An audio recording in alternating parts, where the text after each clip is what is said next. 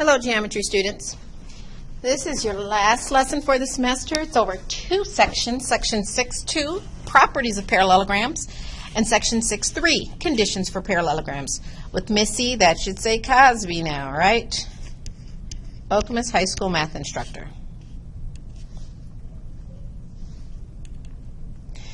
So you have only 3 I can statements. I can prove and apply properties for parallelograms. I can use properties of parallelograms to solve problems. Those go with Section 6.2. And I can prove that a quadrilateral is a parallelogram by knowing the necessary conditions. That's for Section 6.3. So let's address what a parallelogram is. A parallelogram is a quadrilateral. That means it has 4 sides with 2 pairs of parallel sides.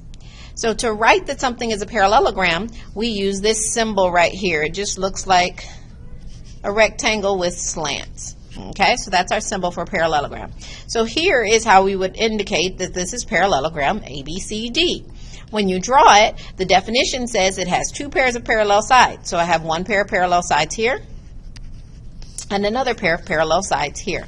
And we could say that AB was parallel to CD. We can also say BC is parallel to DA. So that is a parallelogram by definition. So there are certain properties. If something is a parallelogram, you know for certain that these things are true. If it is a parallelogram, then opposite sides are congruent.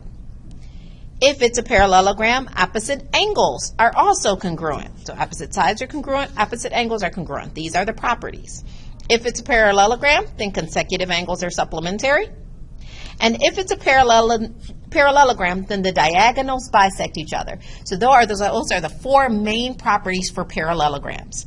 And the other thing we could add by definition, if it's a parallelogram, opposite sides are parallel. That's by definition. Okay, so what does that look like? If it's a parallelogram, then opposite angles and opposite sides are congruent. So for the opposite angles are congruent, we would say that this angle is congruent to this angle. That's 1 pair of opposite angles. And this angle is congruent to this angle. That's 2 pair of opposite angles. So that's one way we would indicate that it's a parallelogram. That's one of the properties. If it's a parallelogram, then this is also true. Opposite sides are congruent. So that's another one of the properties. So we got 2 properties in one of these pictures. If it's a parallelogram, then we can say that angle A and angle D add up to 180 because they are supplementary. And if it's a parallelogram, the diagonals bisect each other. So this diagonal here and this diagonal here, this is the midpoint of each of the diagonals. So this is congruent to this, and this is congruent to this. So that was those 4 properties of a parallelogram. So if it's a parallelogram, 2 things are shown here, 1 thing is shown here, and 1 thing is shown here. Also, they have the parallel marks, so that's showing by definition. It's a parallelogram. All right, so we're going to prove that if it is a parallelogram, if you have a parallelogram, prove that consecutive angles are supplementary. All right, so we are not going to do the full proof out, but I am going to explain how you would prove it. You would say, given parallelogram. That would be given to you. And then you would say that that means that AB is parallel to DC. And that's by definition of a parallelogram. The definition says if it's a parallelogram, opposite sides are parallel. So we would say that those are parallel. So then if those are parallel, we would say that that means that angle A and angle D are supplementary. And what are we using to say that? 2 parallel lines cut by a transversal, then same side interior angles are supplementary. So that is the same side interior angles theorem. So we just proved that if it's a parallelogram, then consecutive angles are supplementary.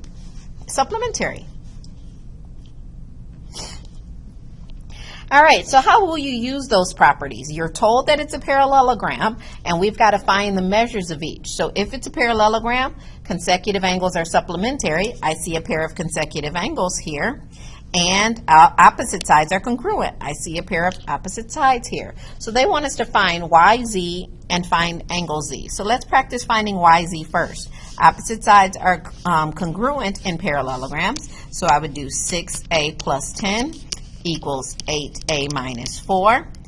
Subtract 8A on both sides, negative 2A equals, subtract 10 on both sides, negative 14. So A turns out to be 7. And then if we're finding YZ, we have to plug it back in. 8 times 7 minus 4, 56 minus 4 is 52. All right, now we've got to try to find angle Z. We're going to use the fact that consecutive angles are supplementary in parallelograms. So 18B minus 11 plus 9B plus 2 equals 180. They're supplementary. That gives us 27B minus 9 equals 180. Add 9 to both sides, we get 27B equals 189. Divide both sides by 27. And we get B equals 189 divided by 27 equals 7. So if we're going to find the measure of angle Z, it would be 9 times 7 plus 2, which is 63 plus 2, which is 65 degrees. All right, so now we're moving on to section 6.3. Section 6.2 says, if it's a parallelogram, then these things are true. Section 6.3 goes backwards. It says, if these things are true, then it is a parallelogram. So these are a little bit different than the ones in the previous section. So if one pair of opposite sides are congruent, are parallel and congruent, there's two things, parallel and congruent, then it is a parallelogram. So because we have one pair of opposite sides, both parallel and congruent, we can draw the conclusion that that's a parallelogram. So it's slightly different than the previous. If both pairs of opposite sides are congruent, then it's a parallelogram. Two pairs of opposite sides are congruent, then it's a parallelogram. That's in line with the properties. If both pairs of opposite angles are congruent, then it's parallelogram. Again, both pairs of opposite angles are congruent, then it's parallelogram. That's in line with the properties. But this one here, that one is different. All right, so those are our conditions for a parallelogram. If those things are true, then it is a parallelogram. So, proof here. If we know that KL is congruent to MJ, and we know that KL is parallel to MJ, then can we show that it's a parallelogram? So we are essentially proving that theorem. So I have my givens, and I have my reasons. Oops, my statements and my reasons. It's been a while since we've done a proof. So I almost forgot how to set it up. Statements and reasons. So the first thing I'm going to say is that KL is parallel to MJ. That is given. So if KL is parallel to MJ, that means that this angle right here is congruent to this angle right here because they are alternate interior angles. So angle 1 is congruent to angle 2 by the alternate interior angles theorem. Now I also know that KL is congruent to MJ. That's given to us. And lastly, I know that JL is congruent to itself, and that's by the reflexive property of congruence. So that actually means I have two congruent triangles here. I have this triangle KJL, triangle KJL is congruent to triangle MLJ. This triangle here, two congruent triangles. So they are congruent by side, angle, side congruence. So if those are congruent, let's see what that means. That means that this angle here is congruent to this angle here. So angle 3 is congruent to angle 4, and that would be by CPCTC. If those angles are congruent, then that means that KJ is parallel to LM. KJ is parallel to LM, and that is by the converse of the alternate interior angles theorem. And if those are parallel, then by definition, JKLM is a parallelogram, and that is by definition because it has now two pairs of parallel sides. Definition of parallelogram. Now, you guys will not have to do a proof like this full out, but it was important to walk through it because it reviewed some things that you guys learned in Chapter 3 with alternate interior angles theorem and the converse, and that you learned in Chapter 4 with proving that triangles are congruent in CPCTC, and that's combining that with what you just learned in Chapter 6 about the definition of a parallelogram.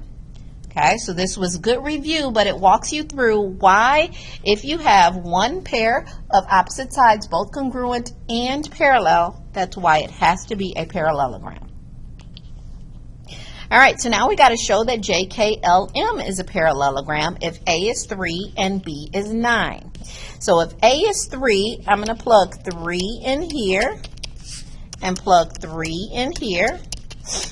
And so we end up with KJ is equal to 45 minus 11, which is 34.